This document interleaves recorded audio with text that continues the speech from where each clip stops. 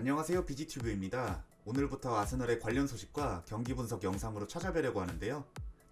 이번 이적 시장에서 가장 화두가 되었던 건 아틀레티코 마드리드의 토마스 파티와 리옹의 아우아라 영입설이었는데요. 이적 시장을 얼마 남기지 않고 파티와 아우아라의 영입이 무산됐다는 소식이 들리면서 많은 아스날 팬분들이 실망을 감추지 못했죠. 10월 5일 이적 시장 마감을 하루 앞둔 시점에서 갑자기 아스날이 파티에 바이아웃을 지불했다는 기사들이 쏟아져 나오기 시작했는데요. 결국 이적 시장 마감을 몇 분 남기고 아스날 공식 홈페이지에서 파티의 이적을 발표했습니다. 파티는 탄탄한 수비력과 동시에 전진성까지 갖춘 아주 기대감이 높은 선수인데요. 파티의 영입을 포함해 이번 시즌 아스날에 영입된 선수와 방출된 선수를 먼저 정리하고 이를 통해 이번 시즌 예상 스쿼드와 다가올 전술 변화에 대해서 설명하고자 합니다. 먼저 이번 시즌 영입된 선수들인데요. 지난 겨울 이적 시장에서 임대 이적을 했었던 세드릭 수아레즈와 파블로 마리가 일찌감치 완전 영입을 확정지었고요. 작년에 임대되어 좋은 모습을 보인 세바요스가 이번 연도에도 임대되어서 한 시즌 더 남게 되었습니다. 그리고 윌리엄 살리바도 생테티엔에서 복귀하여 이번 시즌부터 아스날을 위해 뛸 수 있게 되었고요. 그리고 터키의 베식타스로 갔었던 엘레니 또한 복귀했습니다. 그리고 자유계약으로 윌리안, 릴에서 가브리엘 마갈량이스, 디종에서 루나르손, AT 마드리드에서 토마스 파티를 영입했습니다. 그리고 이번 시즌 팀을 나간 선수들인데요. 상호 계약 해지를 한 후 로마로 간 미키타리안, 슈투트가르트로 1년 임대된 마브로파노스, 아스톤빌라로 떠난 에미 마르티네즈, 그리고 이적시장 막바지 귀행두지와 토레이라가 각각 헤르타 베를린, AT 마드리드로 1년 임대를 떠나게 되었습니다. 그리고 이 새 삼신기는 여전히 이번 시즌에도 아스날의 뒷문을 지키겠고요. 먼저 지난 시즌부터 아르테타 감독이 사용하고 있는 3백 포메이션의 예상 스쿼드에 대해 먼저 알아볼 텐데요. 센터포워드는 라카제트와 은케티아가 이번 시즌에도 주전 경쟁을 할 것으로 보이고 유사시에는 오바메양과 마르티넬리도 최전방으로 출전할 수 있습니다. 다음은 왼쪽 포워드인데요. 오바메양이 부동의 주전 자리를 꿰찰 것으로 보이고 전술에 따라서 윌리안, 사카, 마르티넬리도 출전할 수 있겠죠. 다음은 오른쪽 포워드인데요. 이번 시즌 플레이메이커로서 오른쪽 윙어로 출전하고 있는 윌리안과 그리고 직선적인 돌파를 보여주는 페페가 주전 경쟁을 펼칠 것으로 보이고 부카요 사카와 넬슨도 출전할 수 있습니다. 다음은 왼쪽 윙백인데요. 티어니가 지난 시즌 영입되어서 매우 좋은 활약을 보여줬고 그리고 부카요 사카, 나일스, 콜라시나츠도 주전 경쟁에 뛰어들었습니다. 다음은 오른쪽 윙백인데요. 베에린이 주전 경쟁에서 앞서 있는 것으로 보이고 수아레즈, 나일스, 그리고 부상에서 돌아온다면 체인버스까지 기용될 수 있습니다. 다음은 중앙 미드필더인데요. 파티와 세바요스, 그리고 자카와 엘레니, 그리고 조일로, 거기다가 외질까지도 기용될 수도 있겠죠. 그 다음은 중앙 수비수인데요. 다비드 로이즈, 마갈량이스, 살리바, 홀딩, 파블로 마리, 그리고 이번 시즌 방출되지 못한 무스타피, 소크라티스, 체인버스까지 모두 8명의 선수가 센터백을 볼 수 있고요. 너무 포화 상태죠. 다음은 골키퍼 자리인데요. 레노가 부동의 주전 자리를 꿰찰 것으로 보이고 루나르손과 메이시가 제2의 키퍼 자리를 두고 경쟁할 것으로 보입니다. 이러한 3백 전술은 장점도 있는 반면에 단점도 뚜렷한 전술이라서 많은 아스날 팬분들은 4백으로 돌아가야 하는 것이 아니냐고 문제제기를 하는 상황인데요. 먼저 3백 전술의 장단점을 먼저 설명드리자면 지난 시즌부터 이번 시즌까지 아르테타 감독이 사용하고 즐겨 쓰는 3-4-3 전술은 수비 안정화를 위해서 3백을 이용하면서 왼쪽 윙백으로 출전하는 사카 혹은 나일스가 수비 시에는 5백을 형성해 수비에 가담하고 공격 시에는 왼쪽과 중앙 사이 하프 스페이스로 들어가 마치 중앙 미드필더의 메잘라 역할을 수행하는 것으로 보이는데요.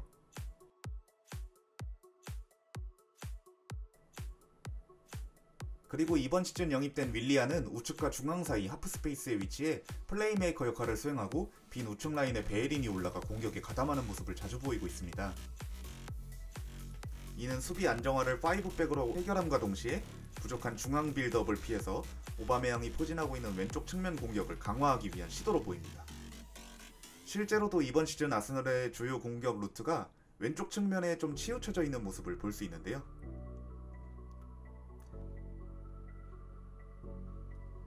그리하여 이 한쪽 측면에 치우친 전술을 쓰는 아스날은 상대 감독들이 상대법을 가지고 나오기 시작하면서 점점 한계점이 드러나고 있는데요. 왼쪽 측면에 공격이 치우쳐져 있는 것을 한 상대팀들은 그쪽에 숫자를 많이 둬 공간을 내주지 않고 오히려 윌리안이 중앙으로 들어가 베일린밖에 남지 않은 아스널의 우측 측면 공간을 활용하기 시작했고요. 그곳을 통해 득점을 하기도 했죠. 이건 3라운드 리버풀전 경기 장면인데요. 티어니가 왼쪽 측면에서 공을 전개하려고 할 때 리버풀의 피르미누, 케이타, 그리고 파비뉴까지 많게는 6명까지 아스널의 왼쪽 측면 공격을 저지하려고 하는 모습인데요. 그리하여 이 장면과 같이 아스널 공격 빌드업의 시초라고 할 수 있는 티어니와 다비드 루이즈가 왼쪽 빌드업이 막히게 되면서 무의미한 횡패스와 혹은 오바메양을 보고 무작정 올리는 롱패스만이 반복되었는데요. 이렇게 아스널의 왼쪽 측면 공격 전개가 막히자 약점인 오른쪽 측면이 뚫리기 시작하였습니다. 이 장면은 리버풀의 두 번째 골 장면 직전인데요. 박스 안으로 들어온 마네를 마킹하기 위해 베예린도 박스 안으로 들어가 아스날의 오른쪽 측면에 공간이 생겼고, 이 공간으로 침투하는 로버트슨을 경기장 가운데 포진해 있느라 놓치고 마는 윌리안의 모습인데요. 결국 이 장면 직후 아놀드의 정확한 크로스에 의해 실점하였습니다. 그리고 새로운 역할이 익숙하지 않아서인지 전술 변화의 핵심인 왼쪽 윙백의 사카와 나일스는 공수 방면에서 큰 활약을 하지 못하였는데요. 특히 사카는 중앙에서 플레이한 경험이 없어서인지 경기 내내 위치 선정에 대해 혼동을 느끼는 듯한 모습이었습니다. 2라운드 웨스트햄전에서는 그래도 좋은 전진 패스와 크로스로 위치 선정에 아쉬움을 좀 지웠지만 4라운드 셰필드전에서는 새 포지션에 적응을 하지 못하는 모습이 보였는데요. 연결고리 역할을 통해 빌드업을 만들어가는 것이 아니라 오히려 오바메양보다 높은 라인의 위치에 뒷공간을 노리는 움직임을 보여주어서 오바메양 그리고 티어니와 역할과 동선이 너무 겹치는 모습을 보여주었고, 너무 높은 포지션으로 인해 볼 배급이 고립되고 되려 상대에게 역습할 수 있는 공간을 내어주게 되었습니다. 나일스 또한 풀럼전과 리버풀전에서 선발 출장했는데 활약이 지지부진했죠.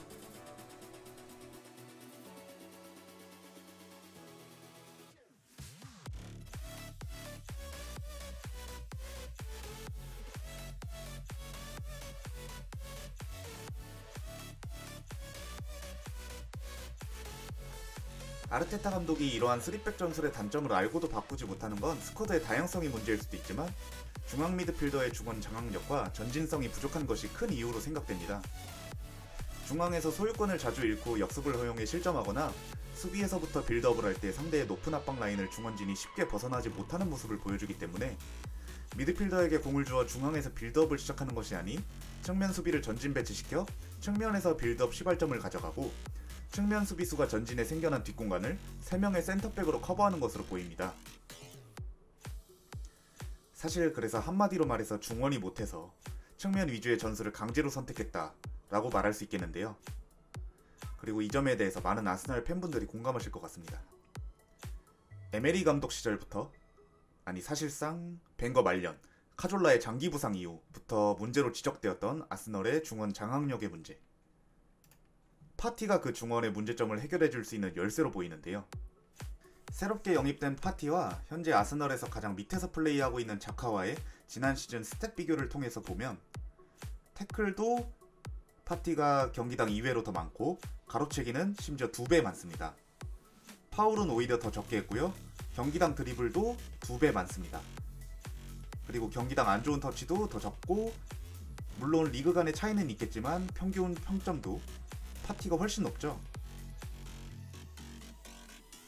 그리고 사실 자료에는 추가하지 않았지만 파티는 챔피언스 리그에서 더 좋은 지표를 보여줬습니다. 경기당 태클이 3.6회인가 그래요. 이 지표는 토마스 파티가 오히려 큰 경기에 더 강한 선수라는 것을 증명해줄 수 있는 지표라고 생각합니다. 그리하여 파티는 보다 많은 태클과 인터셉트로 수비의 안정화를 이끌고 탈압박 능력이랑 기동성을 토대로 기존에 부족했던 아스널의 전진성을 보완해 이제 보다 유리한 빌드업이 가능할 것으로 기대됩니다. 파티가 스페인에서의 활약을 EPL에서도 이어간다면 아르테타 감독은 4백을 활용해 파티를 수비 앞에 위치시키고 패싱과 공간 활용이 훌륭한 세바요스를 빌드업의 시발점, 사카와 나일스의 합류로는 살짝 부족했던 중원 장악력을 윌리안의 공미 기용으로 해결할 가능성이 높은데요. 이러한 전술은 실제로 지난 4라운드 셰필드전에서 58분 은케티아가 빠지고 페페가 들어가면서 비슷하게 사용되었습니다. 그리고 이러한 전술 변화는 아주 빠르게 효과를 드러냈죠.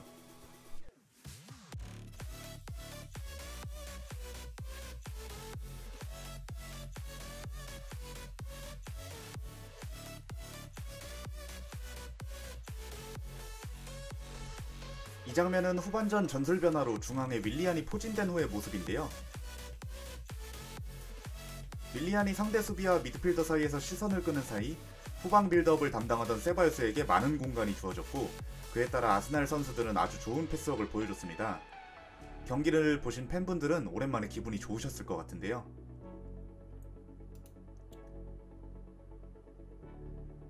전 이 경기의 하이라이트는 경기가 잘 풀리자 기분이 좋아져서 박수를 치면서 선수들을 독려하는 저 세바요스의 모습이 아니었나 싶습니다. 셰필드전에서의 경험을 토대로, 그리고 파티의 가세로 인해서 만약에 이번 시즌에 아스널이 4백으로 다시 돌아간다면, 그렇게 가정했을 때 최적의 라인업이 무엇인가 고민해보고 이렇게 선정을 해보았는데요. 어떠신가요? 빅6 상대로도 지금의 아스널 스쿼드가 먹혀든다면 좋겠지만, 다른 팀들도 만만치 않게 혹은 훨씬 높은 퀄리티의 스쿼드를 보강했기 때문에 과연 이번 시즌 아스널이 얼만큼의 성적을 낼 수 있을까, 많은 팬분들의 귀추가 주목되고 있는 상황이죠. 여러분들이 예상하는 순위는 어떻게 되실까요? 댓글로 많은 공유 부탁드리겠습니다. 그럼 오늘 영상은 여기에서 마무리하고, 다음 영상은 리그 5라운드 맨시티 원정을 떠나는 아스널의 경기 분석 영상으로 찾아뵙겠습니다. 시청해주셔서 감사합니다.